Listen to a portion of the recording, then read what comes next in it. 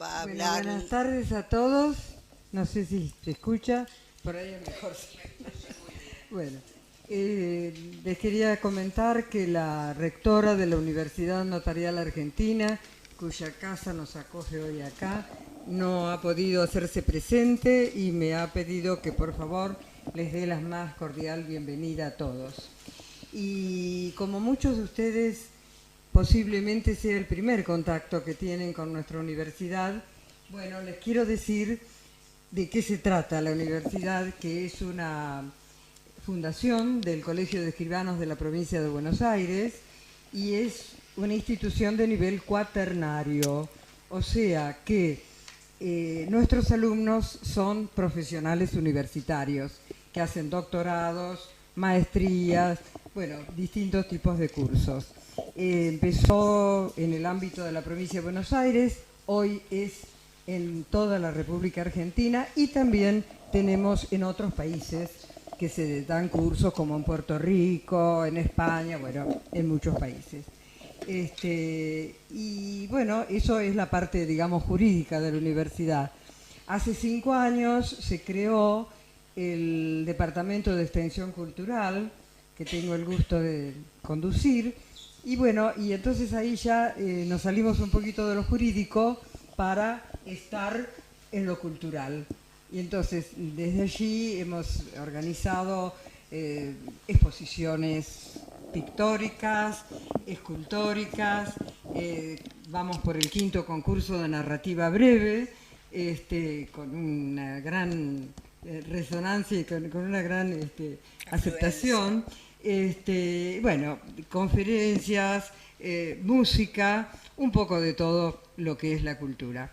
Y bueno, dentro de eso la literatura tiene un lugar muy importante y es por eso que tenemos el honor, el gusto de recibir hoy y presentar el libro de Esclavitud de Alcira Antonia Cufré. La escritora... Sí,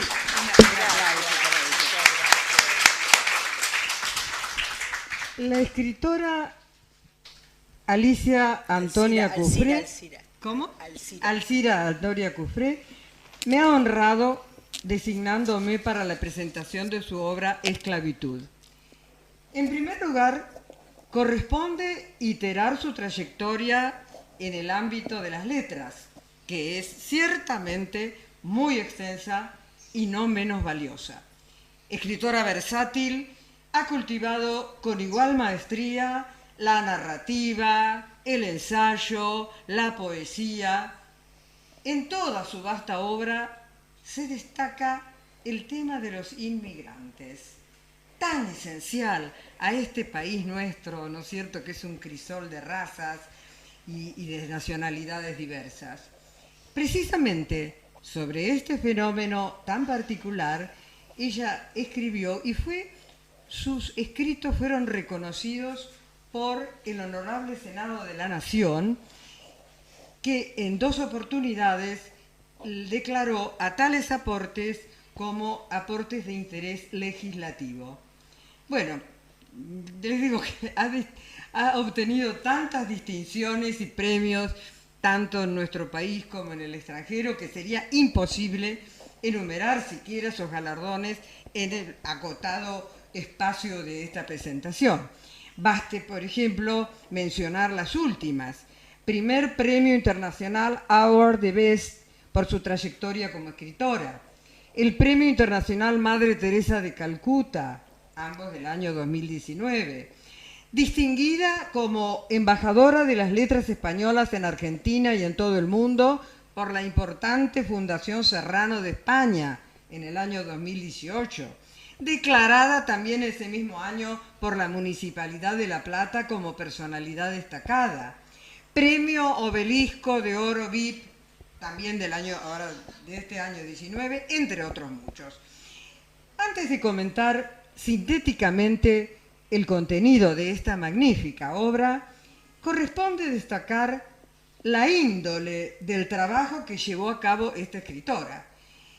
Yo estaba pensando la otra vez, Alcira, y decía, bueno, escribir una novela, una narración, es relativamente más fácil, porque bueno, lo único que se requiere es poseer una pluma ágil y una mente fértil.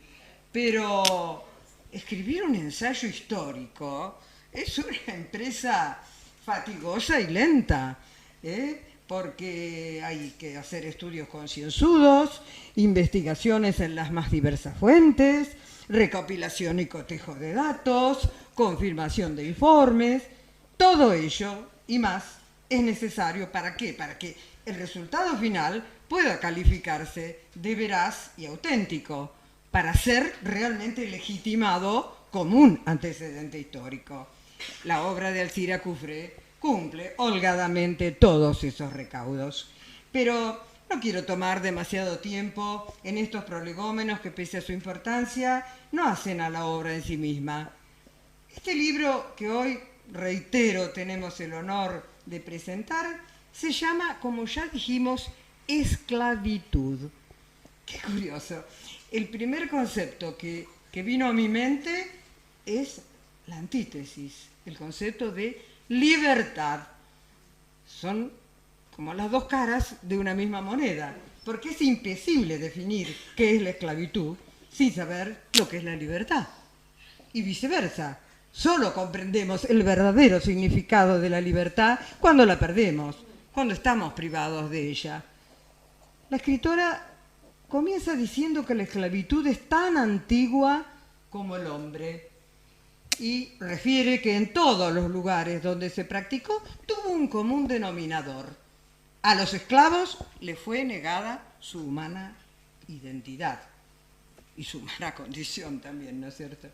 Sin ánimo de simplificar un tema tan complejo, podemos afirmar que se manifestó en dos formas básicas: esclavos capturados en un territorio y llevados a otro, o nativos de territorios conquistados que fueron sometidos a esa condición. En la primera forma, África, bueno, fue objeto de esa apropiación, entre comillas. Por su condición geográfica, pudo ser penetrada y, como señala muy bien Cufré, en todo su litoral hubo focos intensos de tráfico de esclavos. Y es lógico, porque imagínense, si visualizamos cómo es el continente africano, como dice ella muy bien, pone de resalto que sus 28.000 kilómetros de costas sin mayores accidentes, es decir, de fácil acceso, bueno, ahí nos vamos a dar cuenta de por qué pudo ser tan atacada por todos los flancos, ¿no es cierto? Hay una época desde la cual arranca esta investigación, que es el siglo X, durante el cual las construcciones navieras, que empezaban a tener auge, posibilitaron el traslado de los esclavos que se vendían como mano de obra principalmente para el trabajo de las minas y otros trabajos pesadísimos así también como ellos. Cuando se inicia la conquista del Nuevo Mundo, España se aventura en el vasto territorio americano desde Alaska hasta el sur del continente. Llegó a conquistar más de las 3/4 partes del territorio de América del Norte. Luego fue dominada por Inglaterra hasta la Guerra de la Independencia con el triunfo de los Estados Unidos. En América se abrió el comercio a los esclavos africanos. Como refiere la autora, eran hacinados dentro de navíos en condiciones infrahumanas. Parece que no hay registros exactos del número de esclavos traídos a América, pero se estima que superaron los 12 millones de personas.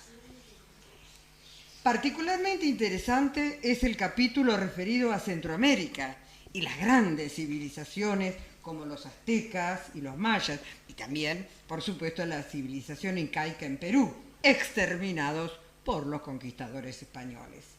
Párrafo aparte merece el relato pormenorizado de la acción de los jesuitas, grandes estrategas que desplegaron su actividad evangelizadora en los habitantes de las comunidades originarias, al par de impartirles una educación elemental e instrucción cristiana. También los sometieron a crueles castigos por mínimas faltas que cometían, mínimas desobediencias. En el siglo XIII fueron los jesuitas expulsados por orden del rey Carlos III. Es muy interesante conocer la confluencia de las dos formas de esclavitud a las que aludíamos al comienzo, es decir, o sea, de los integrantes de las comunidades originarias y los esclavos africanos. Todo esto y mucho más contiene este pequeño, gran libro de Alcira Cufré, que posee además el valor adicional de mapas y documentos fotográficos que completarán la ilustración del lector que se adentre en esta apasionante crónica que todos deberíamos leer, hasta por un imperativo ético, porque bajo formas tal vez más sutiles, la esclavitud sigue siendo un despreciable flagelo. Y yo le preguntaría ahora a Alcira, ¿crees, porque vos arrancás la investigación esta magnífica desde el siglo X, ahora, en el siglo XXI, ¿hay alguna forma todavía, se mantiene de esclavitud? Totalmente, sí. Más sofisticada, más moderna. Los dejo con ellos, Pero no me he ocupado de eso. Me he ocupado de la antigüedad. La señora quien les ha hablado es la doctora y escribana Elvira Llorio, que no lo dijo cuando comenzó.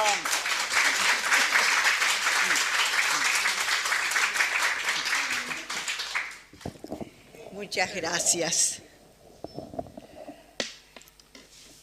Quiero decirles que soy una persona muy sencilla, que ni mis vecinos saben cuál es mi tarea, porque casi no me ven en la calle, y no quiero que lo sepan, porque paso extensas horas leyendo desde siempre, desde que era chica, y voy a referirme a partir de este momento, porque me he fundamentado a los aborígenes, porque aborígenes quiere decir los que primero llegaron, tanto para los africanos como para los de los pueblos originarios.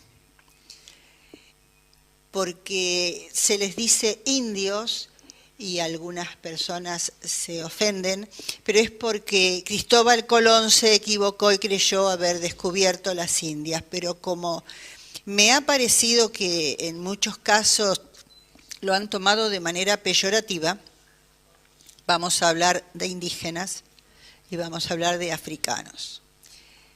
En todos estos días que pasaron antes de la presentación, yo continué estudiando porque este libro contiene como un gigantesco rompecabezas imposible de completar, porque a pesar de tener 29 avales, yo sé que nos han robado información en muchos de ellos.